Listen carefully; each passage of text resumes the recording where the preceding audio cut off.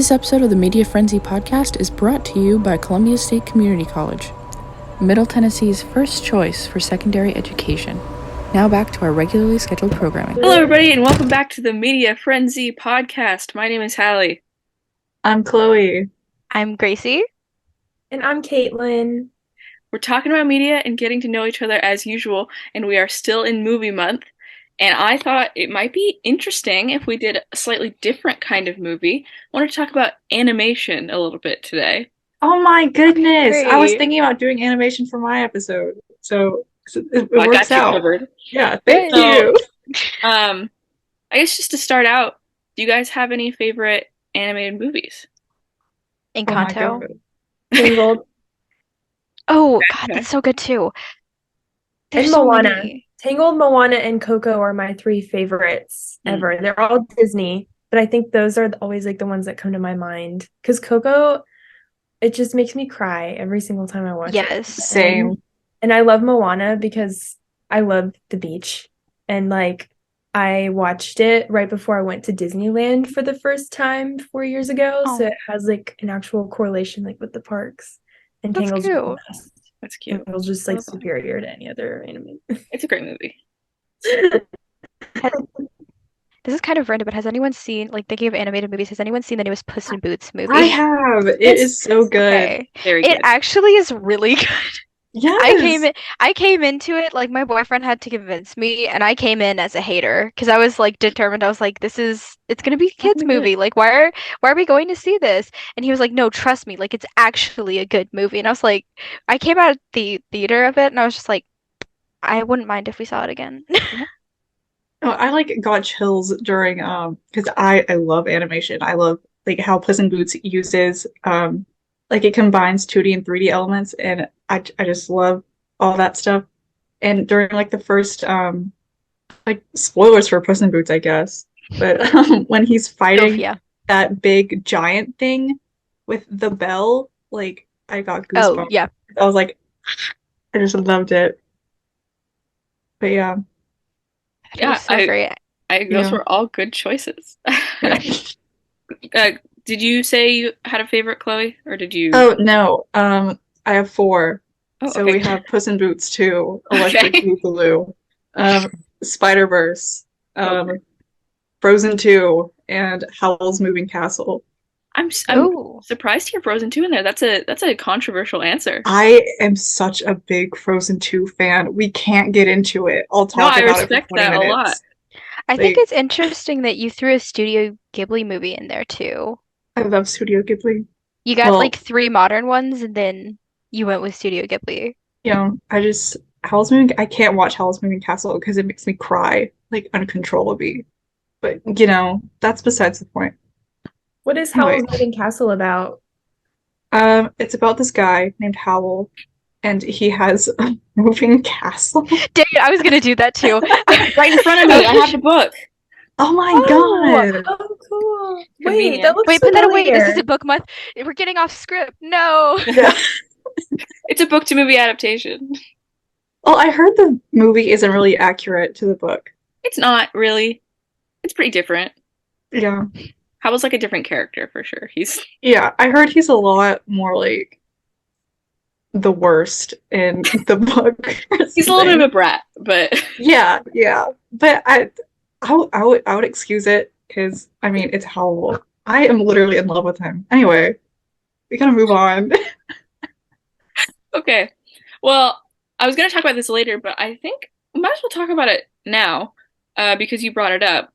When it comes to 3D animation versus 2D animation, do you guys have a preference? Hmm. Both for separate reasons. Like, Mhm.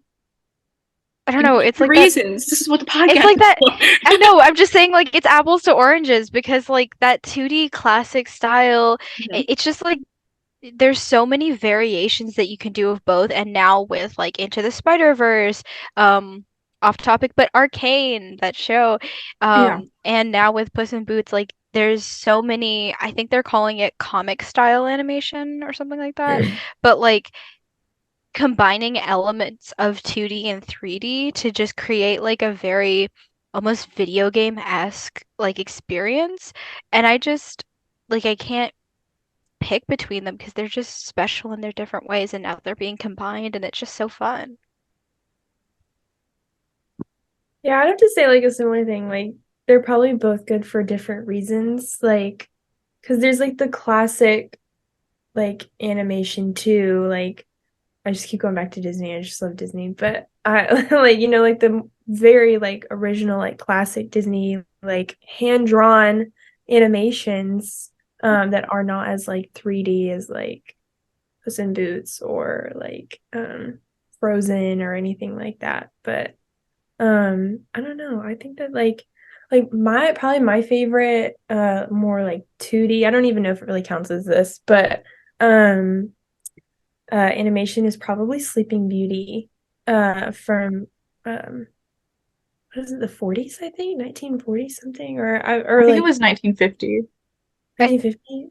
Yeah. Okay. Whenever it came out, I just love the colors in it and like I don't know, like the effects of it and how they actually handmade things. And like the creative aspect of it is really cool. But it's also cool what they can do though, like with the 3D ones. But I don't know. That's just me. I feel like 2D animation, there's like 3D animation is more based in reality. So there's a lot more you can do in 2D animation, and it seems like it makes more sense, I guess, for it to be in 2D animation because if I don't know why this is the first thing that is like coming to mind, but like uh in like I feel like in cartoons from like the 1940s or something, like their eyes like bulge out a lot and stuff like that. And like that doesn't look as nice in 3D animation. But Oh like yeah. yeah. And just wacky stuff like that. Yeah. So I don't have a preference really, but yeah. Yeah, I Yeah. don't have a reference I either. I think like what you said specifically, like you with 2D animation, I used to want to do animation like when I grew up, but I Oh, decided same. it was going to suck the life out of the joy I took from like doing art stuff, so I changed my Mhm. mind. But like you can really with 2D you can really play with like, stretch and squish are like the two principles that everyone always talks about. But when you do that with 3D, you get stuck in that sort of uncanny valley area, and you have to be really careful about how dynamic you're making your characters in 3D animation because it's meant to have like a almost romanticized realistic quality. I don't know if that makes any sense, Hmm.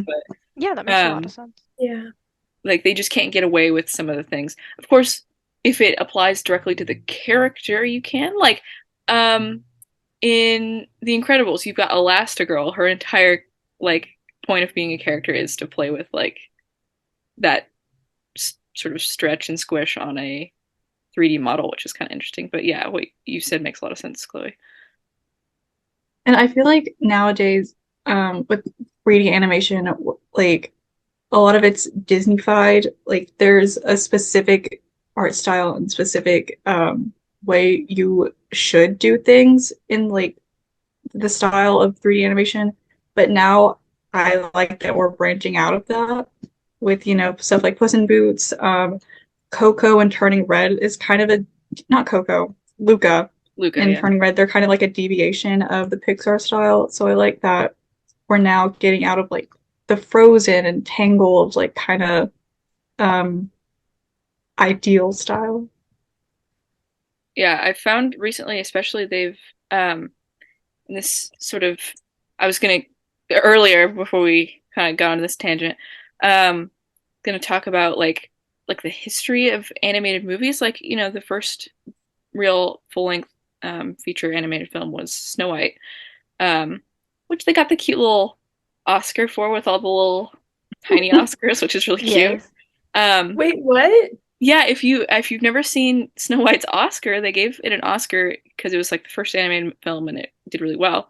Hmm. And it's on display at the Walt Disney Family Museum, which is a really cool museum. But they they bring it out to certain events, but it's just like an Oscar, but next to it there's 7 tiny Oscars, like the 7 dwarves, which is really Little adorable. baby Oh, how Oscars. Yeah, they cute. made him a I didn't special know that Oscar was for that. Oh my gosh. That's Yeah, so special. I had no it's really idea that cool. that was a thing. Yeah.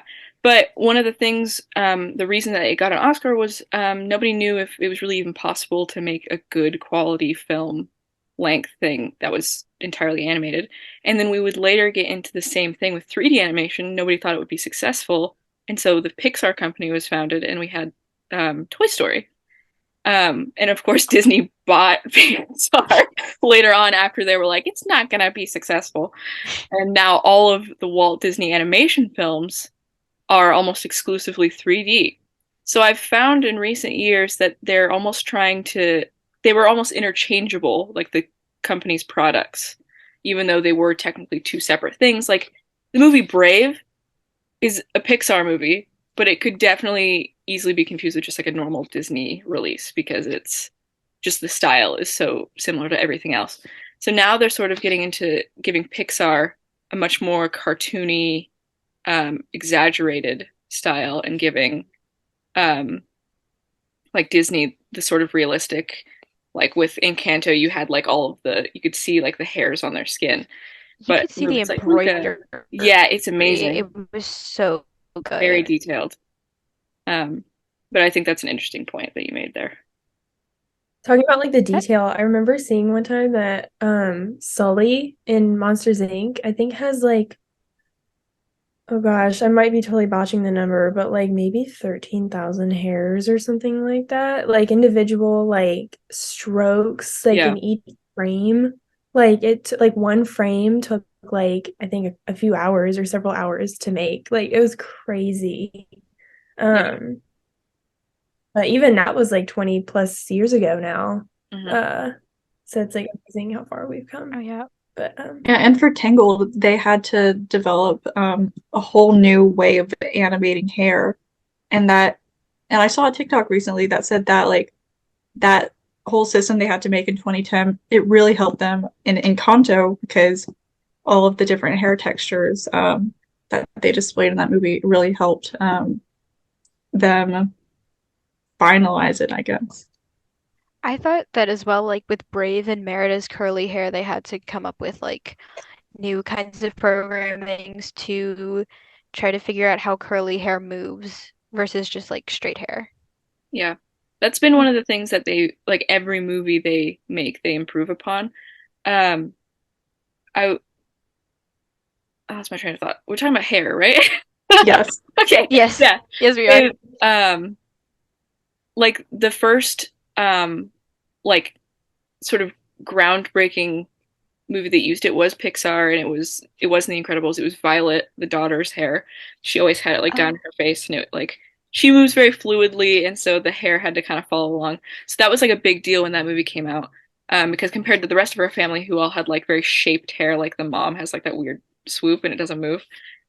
it's classic and iconic, Yeah, it's excuse you. cool, but like her hair was very different and it like moved very freely.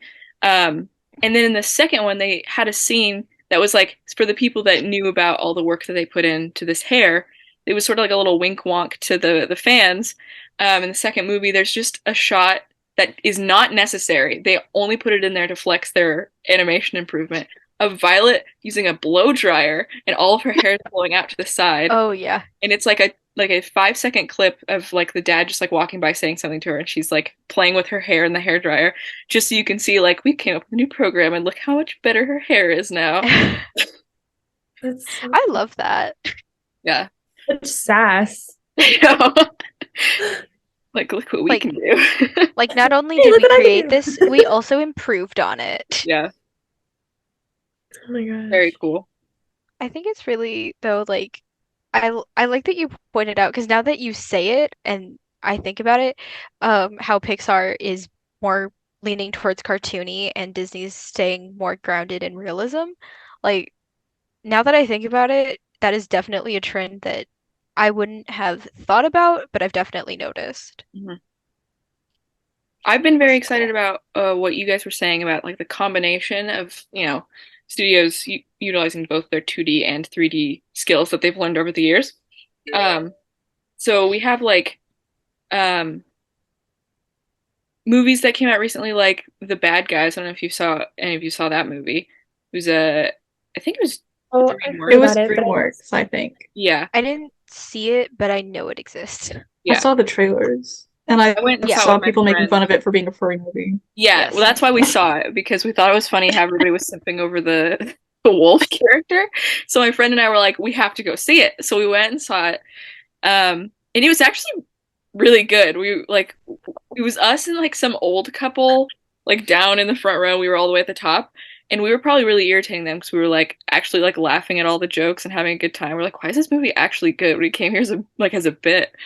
Um, but like it was also a great example of I feel like it relied even more heavily on 2D where while also having like 3D character models, but things like their eyes were very much like 2D. Like they were overlaying a lot of things and like all like the smoke effects and you had a lot they played with motion blurs a lot.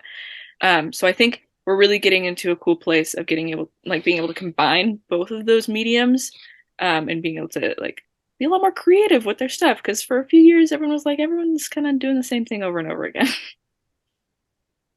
To your point, this is tangent, but to your point, like they definitely meant it as a furry movie because everyone was joking about how the fox, or wait, no, the wolf is voiced as the same Zootopia fox that everyone Wait, also, what? well, all the Is it the furries same voice actor? So, yes, it's the same voice actor. Wait, who I voices believe his Nick name is Wilde? Jason Bateman. Oh my Oh, I believe his God. name is Jason Bateman. He was on yeah. Arrested Development. I might be getting his name wrong, and I'm Oh my gonna feel really God. bad. Okay, No, But it's the Word? same voice. that's crazy. I mean, I guess that makes sense if Song. people like if they simp for Nick Wilde, they're gonna simp for this other guy. Yes, it's Jason Yeah. Bateman. Okay. Oh, I But didn't know yeah, that. That's crazy. he voices the fox in Zootopia, and it's the same voice for the wolf. So like, they were luring in the furries. They knew what they were doing. They knew that they had a very specific audience in mind. So Did you know they're making a Zootopia too? are they? Are they really? Yeah, Yeah. yeah. How did we all feel about Zootopia, real quick? It's fun. I liked it. Okay. It's Breaking Bad cute. both I animals. like the slaw. Oh, sorry. I'm What did you sensing say, Gracie Chloe? didn't like it based on No, I have mixed feelings of it because on one hand, I'm like, that's a cool way to teach children like racial biases and stuff, but at the same time, it felt like it was kind of pushing it where it was very obviously, and it felt very much like people who have issues with children being taught racial things would be like, this movie is evil and like they're trying to push things on our children and whatever. I don't know. I have mixed Or- feelings about it. Or it was just a cute movie about animals living in a little city. True. they changed the plot a little bit. I don't know if you've ever seen any of the early storyboards, but it was like they like had to like have these weird like collars on all of, like the predators that Oh, like shocked them when they that's- stepped yeah. out of line. Oh, weird. Oh, I did see Crazy. that. They really dialed it back from there. the Yeah. furry community would have loved that. Probably for the best. Oh my God. Oh my. I have to Crazy. cut that. I'm sorry. Wow. I'm so sorry Anyway, to our teacher having to listen to that. I'm so sorry. I was gonna wow. Okay. Oh, look, I Anyway. changed the subject flying by. Oh, yeah. I'm pretty sure my like dad watches this too. I'm sure he's so proud. Oh my God. He is. He thought our episode was good. Oh, good. I'm glad. Thank you, Well- Gracie's dad. Like and Hi, subscribe. Gracie's dad. He is subscribed. Yeah. Stay subscribed. Please don't dislike this video. Please, we worked so hard. It's not the other three's fault. It's all my fault. You two don't come. So back. grounded. I After am this the issue podcast here. comes out. The last thing I wanted to talk about before we wrap up today is last year at the Oscars there was a bit of animation drama that was a little bit overshadowed by a certain Will Smith slapping another certain Chris Rock.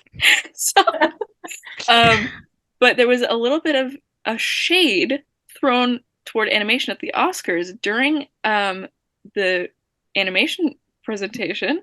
I don't remember who was hosting, or who wrote the script. I don't know who was in No one remembers who was any at of fault this. for this, but Yeah. she made a comment about how animation is responsible for movies that kids enjoy and parents endure. How do you people feel about animation being considered a for kids genre? I want to explode people like that with my mind. I'm not gonna lie, because I'm very like I do love animation, and I think it's a shame that it's considered a genre instead of a medium. Because that's isn't that why they kind of made the best animated feature category because they were scared that Beauty and the Beast or something like was gonna win or something like that. Pretty They sure it thought it was was, gonna yeah, I don't remember overtake which movie like it was, live but action they like movies. made it because they were like, it's these movies are gonna start overshadowing our movies. Yeah, because they don't think it's like a real respectable medium. And I just, that makes me very angry. Anyway,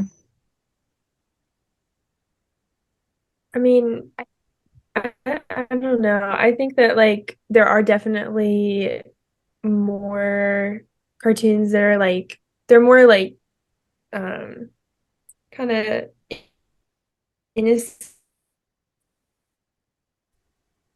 like they're made where kids can watch them, but like that doesn't mean adults can't enjoy it too. Uh I don't know. I think that like especially I know anime is like really popular and like different things like that. Like it's just another form of storytelling. But it doesn't have to just be for kids. Like adults can enjoy it too. And like um I just think maybe it's more like at it's obviously like most cartoon or like when we think about like cartoons and like animation, we probably think more generally about like uh movies that like kids can watch that aren't at like really adult like mature levels because just there aren't really many cartoons that are like that or animations that are like that. Um, but I don't know, that's my take on it.